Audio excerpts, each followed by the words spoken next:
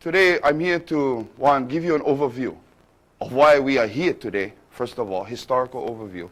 Then, secondly, unveil to you a calendar that is being set so that all of you can be prepared and can prepare yourself, your families, on what to expect in the very near future.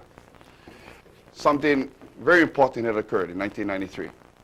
And that was, there was an unveiling to our people. And that unveiling was about a nation that still exists. For many of us, it may sound like rhetoric, because you hear all other groups saying, oh yeah, we still do exist, we still do, we never lost what we have. But the reality is that when you look outside, you have to be truthful to yourself. And the truth starts is, who is in control of this political authority? It is not the government that should be in control, but rather a de facto government. That reality stemmed from 1893. There was an unlawful overthrow of a lawful government. Now, what happens to a government that was unlawfully overthrown? One, it can go away and it can diminish. Or two, its rights can be reserved. And this is where we come from. Our first was an organization coming out to educate our people by the name of Kauna. Then Kauna was telling our people that we would like to see our Kanaka Maoli people educated to step forward to bring that government out of exile. Why exile? International law was established 2,000 years ago, written form. It dates back even further than that. But that's when they got serious. And they got serious by creating laws to preserve rights of a nation. The Roman Empire was being developed, and it was rights that they were eliminating every time they took another person's country. So in order to create a civilization, they started to create civil laws. They started to create international commerce laws. And these laws, till today, exist. They are utilized in international public laws. And the utilization is there because countries have a right, a God-given right to exist. But nations have one problem. Many times, a nation may get larger than what its boundaries permit itself to feed, to provide for their own citizens. What will happen is that now they will turn to another nation and say, it is time for us to take what is their possessions. And they're doing it to better their nation, their citizens. Well, laws was established in the event that was to occur to another country. These laws were created to give that country a right to re-exist. We fall into that category. When I say we, I'm talking about the inherent sovereignty. Public Law 103-150, what it did for us in 1993 was that it had brought that to light. Many of us have been involved in the movement for years, and we just never identified how we could bring the government out of exile. We knew it could be done, we just never knew the proper channels. Another problem that we realized that Public Law 103-150 did for us and resolved was that it became very distinct. It told you who was overthrown, it told you what the violation was, and it told you how the remedy can be rectified if you knew how to bring out that lawful claimant. The words that we use, lawful government of Hawaii, lawful Hawaiian government, there's a purpose for it. Because, remember I was stating to you in 1893, it was a lawful government that was overthrown. Today, that lawful government is acknowledged and recognized by the United States Congress and the President. What we have done for the past 5 years is that we have gone to every island in every district and educated our Kanaka Maoris, our foreigners, and our Hawaiian-born citizens about reinstating a nation. How can you reinstate the nation? One, First of all, you got to identify what the rules of a game is if you're going to reinstate one country. What we never realize is that sovereignty is written in law.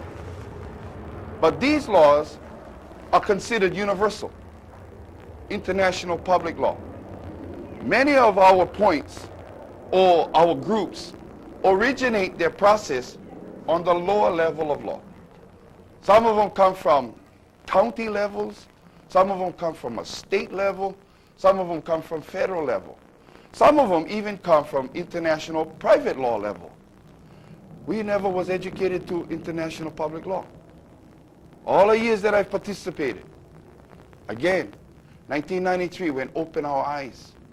It was in 1994 that we was fortunate enough to receive this book from an individual in the mainland who came to do exactly what I'm doing, to introduce us to federal laws and how we can beat the federal government by learning their laws. And I went to a seminar, and these people had these books. And what it evolved was that afterwards I'd ask one simple question: how can we resolve the problem we have in Hawaii? And his answer was, you need to get the rule book. And in his book, this is where what they call authority of law comes from. And authority of law is simple. Law is law. If you understand how to use the law, it'll work for you. If you don't understand how to use the law, believe me, it will never work for you. Why? Because there are so many levels of laws, so many different forms of laws, that you could confuse the issues just by not understanding how to utilize law.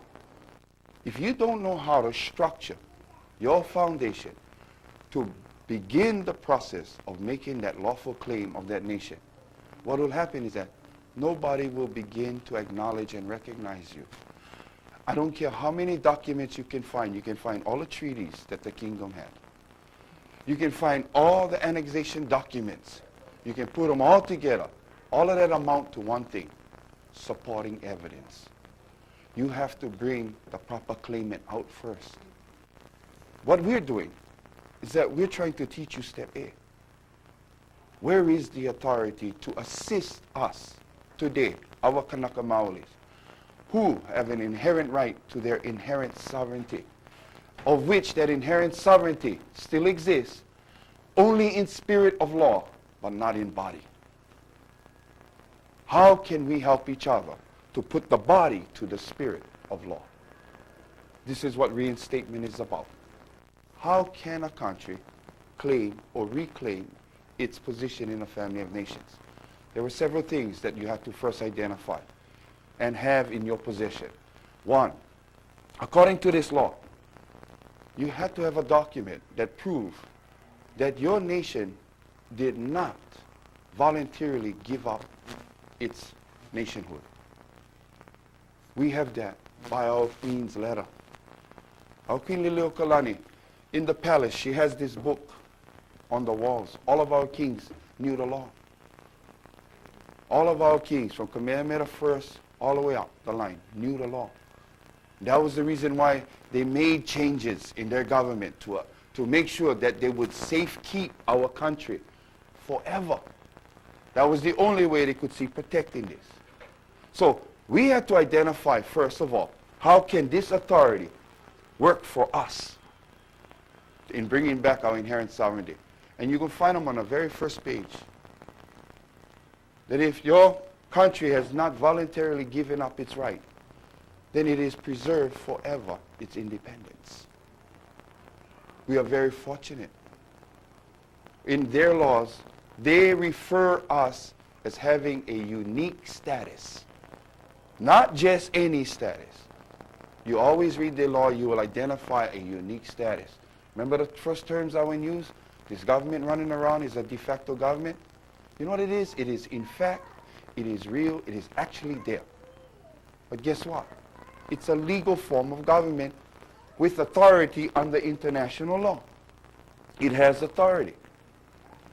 What happens when you have a lawful government? It's called a de jure government. It's a lawful government. Where does its authority come from? The very same law textbook.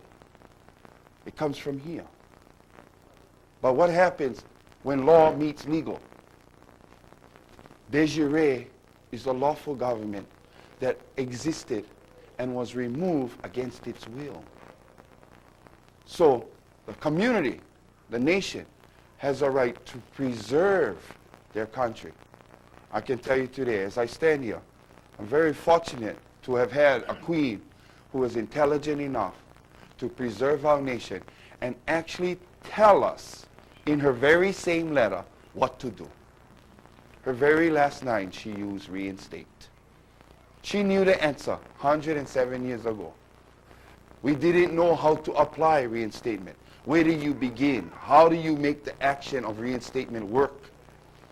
Well, after we began to study international public law, you begin to teach yourself the difference of why public law was created.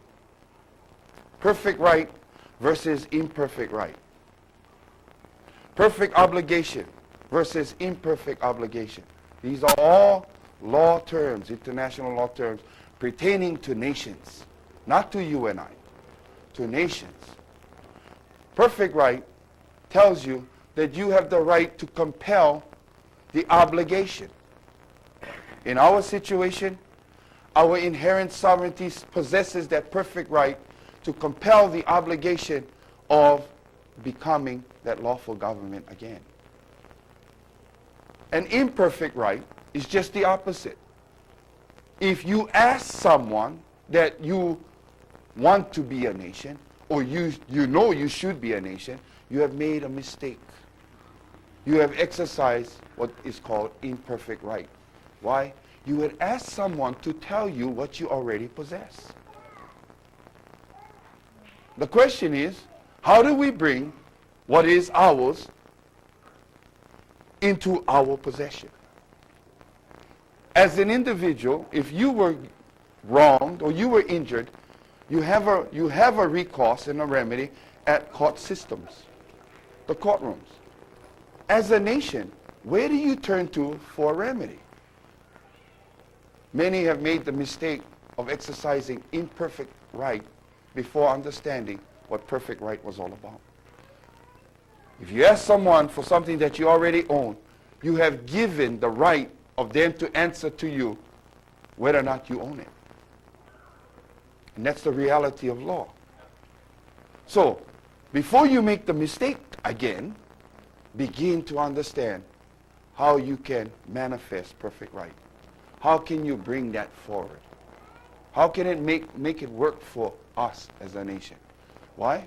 Obviously, the whole world knows that there is a kingdom of Hawaii. The whole world understands this. Even us here in Hawaii argue the point. Yes, there is a nation. Nobody has ever told us how to bring the nation out of exile. Nobody. Why? As soon as they teach you this, you know what's going to happen? We're going to start to have Kanakas who are going to realize that it'll be your contribution, your participation, that will make it a reality, that will make it real. So what do? 4 years ago, I started a group called Kana, and I just went, like Aunt Jemima, around every island, every district, until I was getting tired. I was running out of gas. But you know why I was going? Because an inherent sovereignty existed with laws, with the description of its government, the districts of its government. And I realized that if we don't duplicate, and that's what reinstatement is about. Reinstate is to put back what was once there. I cannot bring the queen back. But you know what I have in my possession? Her inherent right as a Kanaka Maori. You have that. But now, we bring the right together and you manifest the inherent sovereignty. But you have to bring that right out. In the process of going around in one circle, constantly, coming to meetings with one guy, 5, 10, 15, 20, 25, what has happened is that Kanakas and Kanaka-A's Hawaiians began to educate themselves into what is necessary to reinstate a nation. You represent a nation, not as an individual. What you need to understand is that government has a function as a body structure. Well, in our situation, because our government has been in exile for now 107.5 years, right? We needed to understand how could we initiate the process of reinstating a nation without violating the nation's right. How can you do that? Again, this is where the rules, the rule book is in here. It tells you how you can do it. One, you can begin to form the legislative assembly. You can begin to form a legislative assembly. Anywhere in the world you can form a nation. You and I can get together, we can form a nation. Whether or not you can get recognized, that's another point. In Hawaii, because of your unique status, you cannot just form one nation and be considered lawful. Why? The nation already existed. And because it existed, it was recognized and acknowledged. So what we needed to do was understand the value of when we do the action to reinstate the nation, then we need to duplicate that nation. But the powers and authority vested in here, it tells you that the Legislative Assembly can convene and begin the process of legislation. Begin the process of starting resolutions, bringing your body out of exile. Guess what? Our nation had 24 districts. And in each district, there was a representative that came from the district across this entire chain. So when we realize that in order for us to have a proper claim, okay, I'll stress on that in a little bit, we had to find one Kanaka to come forward from each of those districts. And I'm going to tell you, for 3 years, all I did was go out and teach exactly what I'm doing with you, trying to find Kanakas to come forward, to come together so we can exercise this inherent right, to bring out this inherent sovereignty out of exile, start the process, initiate it. Well, after 2.5 years of work, there was one district right in downtown Honolulu. You know where Richard Street, 4th Street? Nobody lived in there. Only buildings, tall buildings. And when we ran into that, I sat down and I literally wanted to cry. How the hell this can happen? We got 23 districts, but we're missing one. I'm going to tell you, sometimes you look at stuff as intervention. And throughout this process, all I can share with you is how this came into the hands of us, I believe, was through divine intervention. What our queen did was divine intervention. What Kawikeoli did, our Kamehameha III, was divine intervention. What Kamehameha did may have been divine intervention. There's always something that's going to help you along. One night, I taken home one uncle of my wife back to his house, and I'm thinking we're going to Aloha Tower to have beer because we're going down this road, right, in downtown. He tells me, take a left. I take a left. Pulls up right by the Seafaring Union Hall, downtown. He's lived there for 27 years. One full-blooded Kanaka Maoli. One Kanaka living in that district.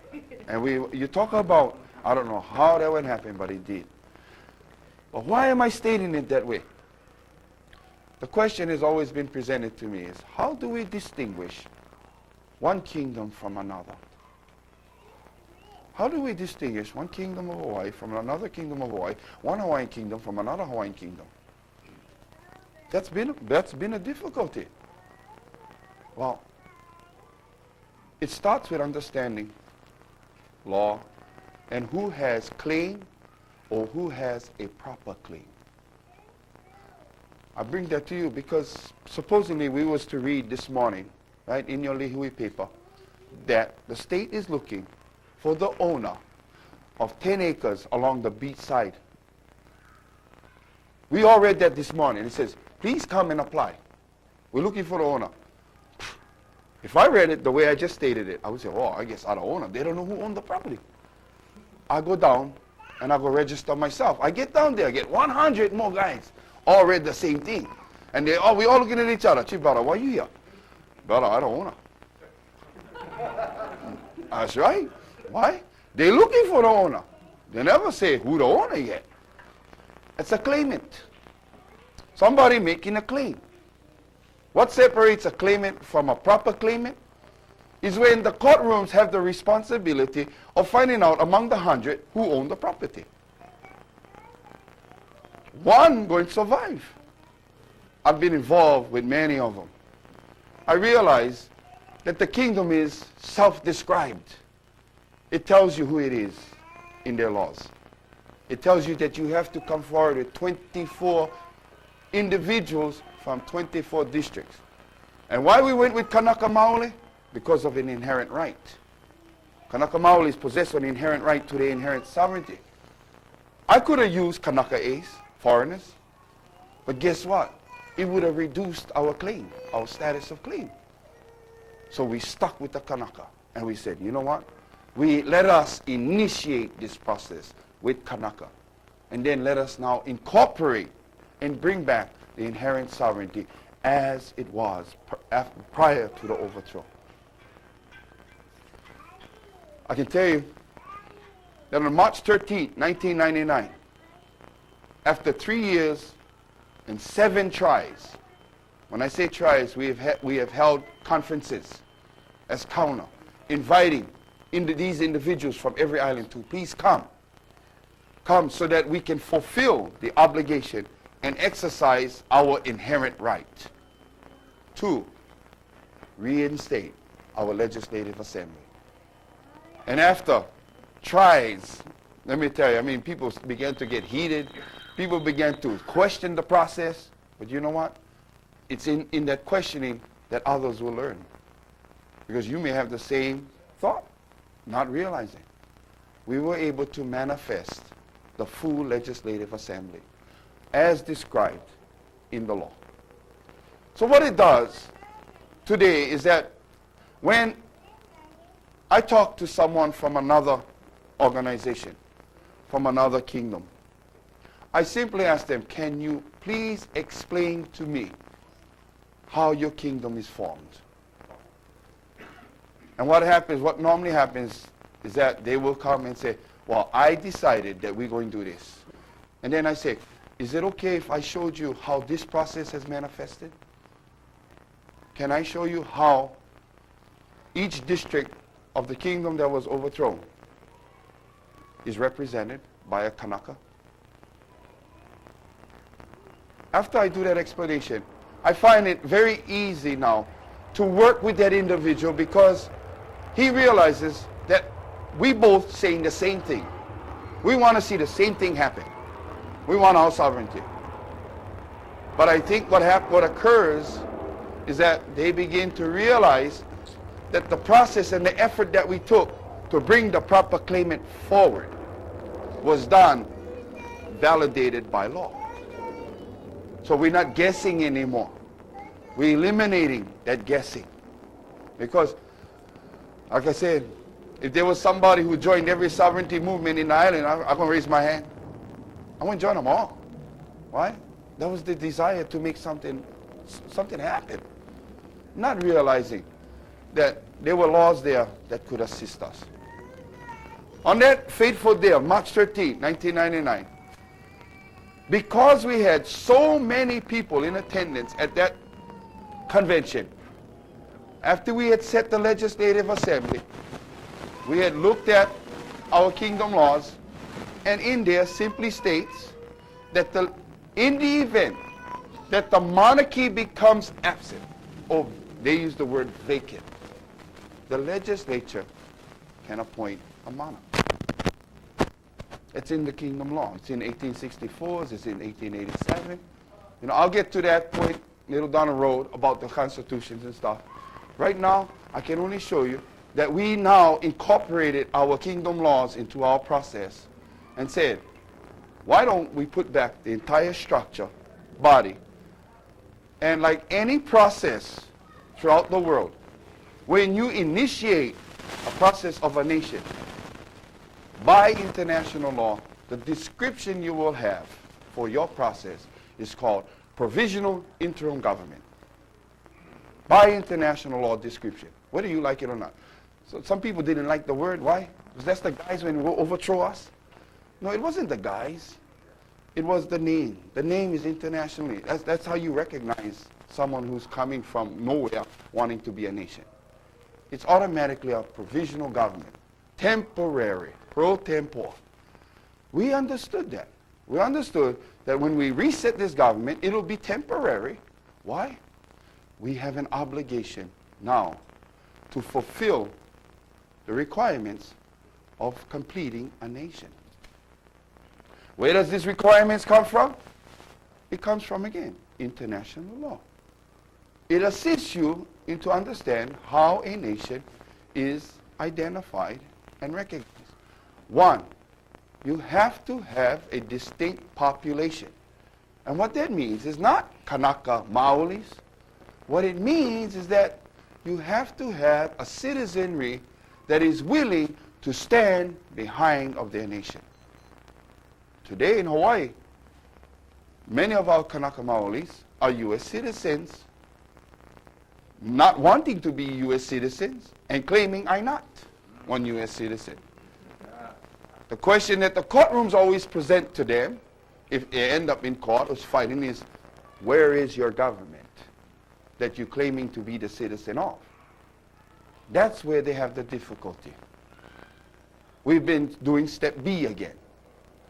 Well, to fulfill the requirement means that we needed to start to build the citizen base. That's what you saw from March 13th all the way to November 6th. You saw many of these people on the side of the road using the oldest form of notice. The oldest form of notice is public notice. Standing there, hear ye, we are here. Please take a look. You want to know what we are, what we're doing, we are giving you public notice. You know what you saw on Kauai? Every island was doing the same thing. Every island, every district was out there holding their sign. Please come and register yourself to vote in an election that is being planned for elect a legislative assembly to now get ourselves out of temporary form into permanent status. It's an action in international law that you exercise. So we were out there holding these signs, and we were using the applications that were set in 1890 before the overthrow. These were the applications of 1892. We used the same applications, and we said, since we reinstated the nation, why don't we now utilize the laws of that nation to move our process forward and stay within the boundaries of those laws. Where the laws became contrary to what we're doing, why don't we be patient and wait till we can fix the law to make it compatible to what we're doing. So all I'm showing you right now is that there is applications upon applications to a process to 10 times more applications to another process to 10 times more applications. It's never ending. But guess what? Each step, we can sit down and we can show you how international law or domestic laws was incorporated so that when we can make the next step, we can validate why we did what we did to take the next phase. And this thing was done in phases. So when we began the citizenship drive, everybody that applied became an applicant of a citizen or asking to be an applicant of a citizen to this nation. Only an application. That's all we did. We did not issue citizenships. And the reason for it is simple. There was no office there to help the citizen. So we're not going to do something, give you one card and say you're a citizen to this nation, let you go out there unprotected, something happens, what can we do for you? We cannot do nothing. So we said, let us take applications. Today, I can tell you we're now close to 1,500 applications throughout this island chain. 1,500. But the application, you know what it asked the applicant to do was that you are being asked if whether or not you are willing to give up your U.S. citizenship. We took the applications and we forwarded them off to the State Department of the United States. That's who handled foreign affairs. When we forwarded it to them, I know one thing, that their response to it, as we're finding out, we're getting the feedback from those that work in the Congress with the congressmen, is that, my God, they're beginning to have a distinct population. And I know that after we began doing these applications, we were preparing the applicants for an election. Why an election? Remember on March 13th, nobody went appoint the 24 guys. Nobody. And by the way, it was 24 males. No females could be on the first application, because those were the laws of the kingdom at the time. Only the males. But they had evolved the law where now the females have a right to participate in this process. Okay? But nobody went appoint them. They came forward and exercised their inherent right. Well, international law clearly states that if you're a nation and you wish to open up diplomatic relationship with other countries require that they talk to your elected representatives. And when I started, and I told everybody that we would have to give up our U.S. citizenship, many of them stood up, walk out the door. And when I started the application, some people were saying, Henry, how much people you think will come forward? What, lucky you get 100. I said, but I halfway there, I get 48. 48 legislators. I don't know if they know what they're doing, but they're there. Right? Some of them never signed. Some of them walked away. They walked away. Why? Hey, that's a big responsibility you're talking about. You're stepping into the unknown. You don't know what's going to happen to you. And first of all, I can't help you. I can stand here. The day will come when we will manifest the authority, where the authority will be able to help the citizen. Right now, you cannot receive the help until the authority rises. The authority no rise, you don't manifest it. Okay? So when we did the process, we ended up with close to 1,400 applicants. And I think 200 of them were foreigners, Kanakais. And we ran into a problem. And the problem was, well, Henry, how come we cannot participate in the vote, in the election? After all, we even sign up. I said, please look at your form. What did it say? It says it's an application. Now, if you're going to apply into one nation to be a citizen, that nation has an obligation to fulfill the laws of the country you are belonging to. That country says that you, in expatriation process, you need to get released. We're not here to tell you yes. We're not going to break the law. It's the worst thing we want to do. We never even make the nation yet, and you're asking us to take that kind of risk. So it was a matter of just understanding that laws prevail. And we felt that, you know what, it was better not to break the law and to ask everybody, please be patient. Some of them, really got into dialogue with the State Department. They got like 10 letters and telling them, I don't even want to be a U.S. citizen, you know. We definitely have those foreigners here in Hawaii who don't want to be affiliated with their country. But that still does not open the door yet for them to become a full-fledged citizen. None of us are. We only did applications. Citizen, you know what a citizenship application looks like? Yeah, it asks you for your weight, your height, your eyes, color, the whole 9 yards. We have never given you any of that. Why? We don't have the office to help you yet. I can just see giving you all the cards.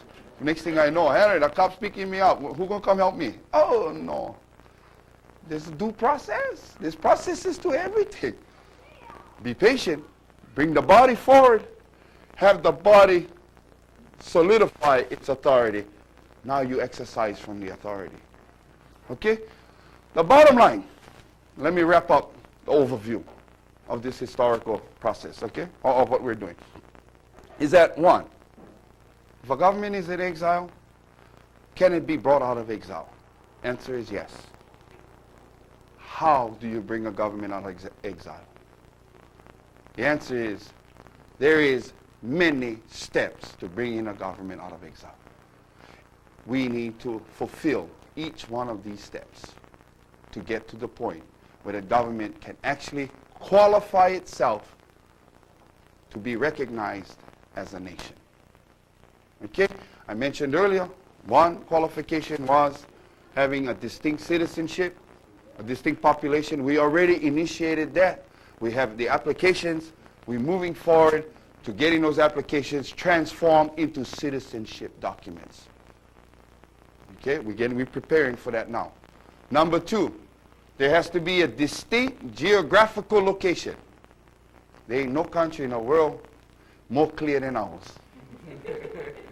All four boundaries are surrounded by water. You can't tell us yes or no. Okay? So we fulfilled that requirement. Number three, you have to have a competent, functioning government. So obviously, what it says is that you want to be a nation, get your government together, know exactly what your government has to do, how to function, and not just internally, but externally, and get your government offices and those individuals who can competently serve these offices to prepare to now announce to the world that your nation has now qualified itself for recognition. The cute part about this whole thing is that everybody thinks that we need to ask Congress to recognize us. Can I just share with you one thing? They already did that in 1993. They actually jumped one step on us. They did the hardest recognition process. Public Law 103-150 is a concurrent joint resolution. What a concurrent joint resolution is, it is in fact law. It changed it. If it was just a resolution, well, we could have made Clinton's Day or whatever. That's a resolution. A concurrent has the power of law. In that document, it acknowledged and recognized the existence of the inherent sovereignty. It acknowledged and recognized the existence of their treaties that they had with the Kingdom of Hawaii, Hawaiian Kingdom, whatever you want to call it. Okay? They acknowledged it. They also put in the violation.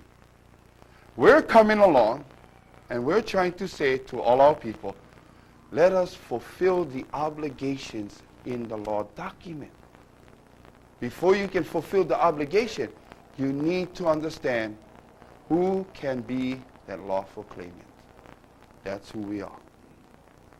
We have positioned the process of reinstating the lawful Hawaiian government to come forward to the day where we will stand and unite under one application.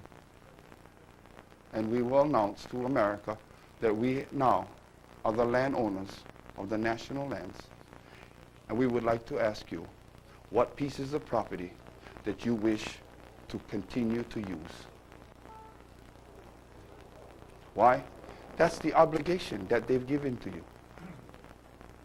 Public Law 103-150, paragraph 29, the inherent sovereignty has never directly been relinquished, neither by the people or the national lands to the United States. The state of Hawaii is the United State of Hawaii. The United States of America is the one who will write the document. Your congressman, your president signed it. That's the most difficult thing to receive from any country, is a written form of what they call explicit recognition. Express and explicit. You know what that is? That's in writing. It's the hardest thing to get from another country. They gave it to us. I am under the impression right now that they know that they have made a mistake because they never thought that we would figure out how to do the second part of recognition. And that is implied and tacit recognition. And in order for that to occur, a government has to be there to open up these obligations. They just never thought that we would come forward and reinstate the lawful inherent sovereignty. They never taught us how to do it. So they were gambling on the fact that by international law, if a country apologizes to another, and the country that they apologize to does not do anything about it, the apology will become legal, and they will now adverse the right to take possession. That's in international law. All these years, they have never done that. They have skirted the issue. Then all of a sudden, they make a move like this. I'm under the impression that they have done a great job in dividing all of us Hawaiians in chasing rainbows on sovereignty. We went in every which way and direction. And that is how I feel. They felt that they would continue to use the old military tactic of divide and conquer, and they would conquer because we would be divided. Aha. Now, you think that statement may seem kind of unrealistic? I can tell you, this past March, a task force has been formed by your 4 representative congressmen of Hawaii. All 4 have gotten behind a process of recognizing and getting the recognition of Native Hawaiians complete in Congress. The clock is ticking. And I can only share with you this. It's ticking because we have never gotten in Oahu. Kauai, I am so grateful for Kauai because I know one thing, your media will print stuff in the paper, whatever you give them. I love that. Try to get your stuff in Oahu in Star Bulletin and Advertiser. We've been at this for 4.5 years. Not one time. Now, you know how bad it got? We would go in front of the Advertiser building and block the stairway without signs and harass them. They don't send out one reporter. They're all at this, looking out the window. They're all looking out. Why? You ever found something that you actually have the control of? And all it takes for you to understand how to mold the key so you can open the door. And this is what we have. Reinstatement is the key to open the door to our sovereignty. We don't put back the lawful government. We cannot fulfill the obligation. They owe us an obligation. Kalahui cannot claim. Kalahui was never overthrown. Bumpy's nation cannot make the claim. They were never overthrown. So the simple questions and the answers are there. It's just us accepting the reality of it. And this has been the problem. But I tell you, as we've progressed and we've started to document what we're doing, what has happened is that we have gotten other leaders in other groups who are beginning to realize what we're talking about is what we should be doing. We stood behind Rice Cayetano case, and they used to get mad at us because every time we was asked, they said, oh yeah, Rice going to win. We told everybody that. They hated our group. What do you mean? You know, I said, no, Rice going to win. And we'll tell you how Rice going to win. It's a constitutional question. It has nothing to do with us. It has everything to do in asking if whether or not OHA is violating the Constitution. The answer is yes. OHA is a state agency. You are all still U.S. citizens. You cannot be discriminated. You cannot, by their laws, discriminate against anybody else from benefiting. So what that does, it opened our door. It had opened the eyes of many of our Kanakas. Now they realize what we are out there trying to state. Independence may not be as fearful as what you think. Because independence could also mean that if you prepare correctly, you could become economically prosperous. You could be so prosperous that another army might want to rent out Pearl Harbor. You can also collect rent from the properties they're already using. But you know what? As long as you're going to be asking and crying about pieces, they're going to be giving you the runaround forever. They're going to spin that wheel. And you know what saddens me the most is that some of our most intelligent Kanaka Maolis, how come they don't understand this? I don't know. Sometimes I wonder, is there another agenda going on here? Because it's so obvious. It's there, you know. Well, I tell you what. People have always stated, what the Kanakas need to do is unite, come together. You unite, you get the power. I tell you what. Show me one Japanese nations that is united. Show me one Chinese nations that is united. That's all bullshit, man. You do the proper thing, the process will help you. Now, if the process is clear, the process can show that benefits will now revert back to its proper citizenry, then I tell you, why don't we stand behind it? If the law was printed and stated they don't own the land, and we bring back the proper claimant, I know one thing. I've already started this in Oahu. We're asking all the groups to stand with us when we make the claim for the national land. Guess what?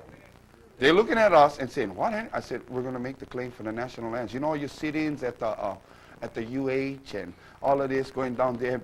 Brother, why don't you stand with us? Because we will make the claim. Henry, you know what? What I see happening is unreal. Why? Because we're not asking them to decide our fate anymore, our future. You know what we're asking them to do? And it's already being set up with the other countries. Other countries are being informed of our fortunes. And they are being told in a very polite manner. The United States has acknowledged and recognized the wrongdoing and has apologized. We will exercise the obligation to the apology. We would like to inform you that the national lands that are currently being held under adverse possession by the federal government, the state government, and the county governments will now revert back to its lawful possessor. You know what? They understand law. We never. We had feelings, we had emotions, but we never organized these emotions and these feelings correctly. Believe me, I go into places all over the state, and there are intelligent individuals who have done their homework. All I simply ask them is, please show me, where is your lawful government? Show me. All the knowledge they got cannot answer that question. Obviously, you know why? Again, you go back and you look at how hard it is to put back that lawful government. You're going to know why this thing took forever to get to this point. And now, all of a sudden, this has been a response coming back from the outer islands, the other islands. Henry, we're moving too fast. Before we was moving too slow. Come on, come on. They wanted to take the palace 2 years ago. We're all in one meeting, right? And I'm listening to these people. They're like, going to take the palace. And then what you going to do with them? After you take them? No, Henry, you don't understand. No, I'm asking you. Can you answer my question? What you going to do with them after you take them? You're going to get arrested. You're going to get done. Plus, you're probably going to break one of the windows in there. No, don't go do that. Why don't we sit down and put back our government and intelligently utilize what law provides for us and take each step with the law.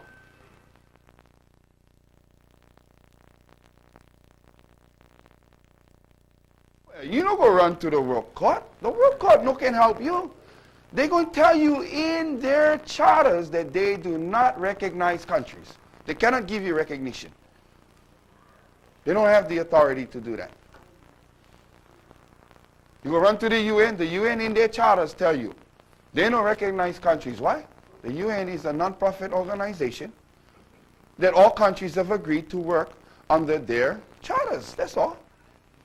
But they will tell you, we don't recognize countries. We don't have the authority. The UN doesn't. Now here everybody running, come back.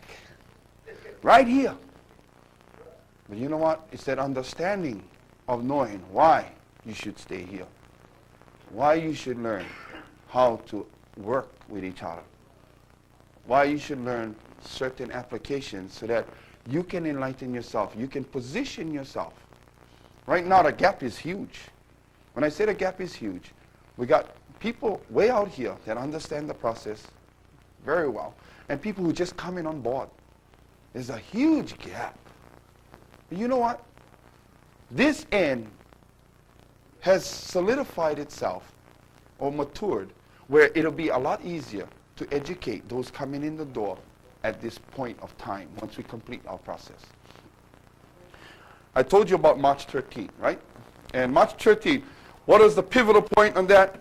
Was that we were able to manifest authority in its entirety. We put back the entire kingdom in its provisional state.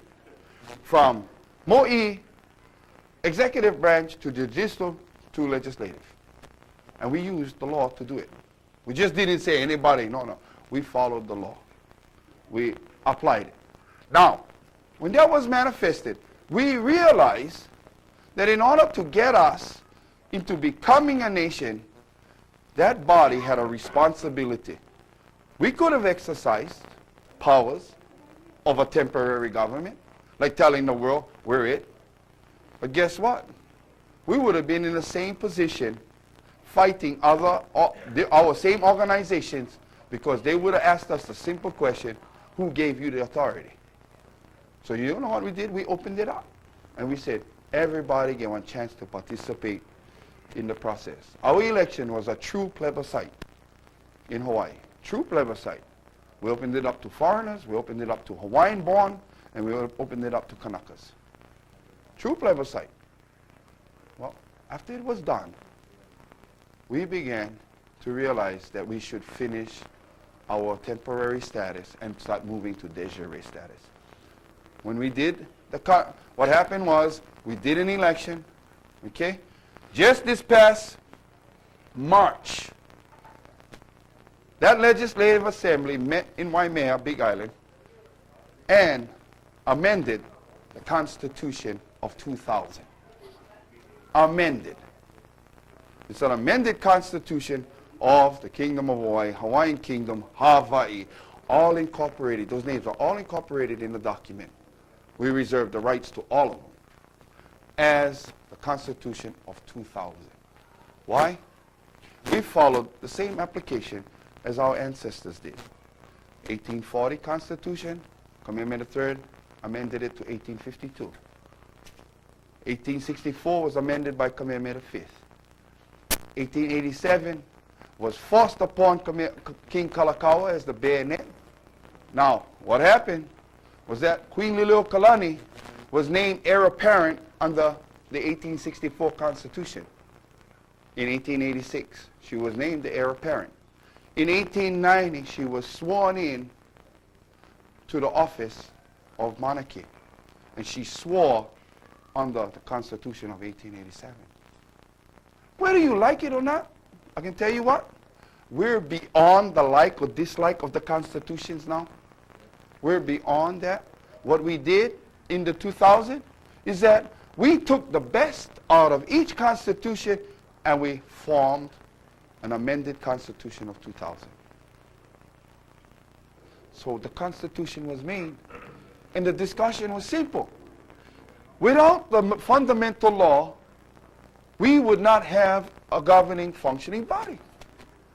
Why? It's in the fundamental laws, the Constitution, that your government is described. Go read the U.S. Constitution. You like to find out how they function? Read them. They may not follow it, but it tells you in it. It tells you about your civil rights, your political rights, right? Your natural rights, your function, your body, your structure.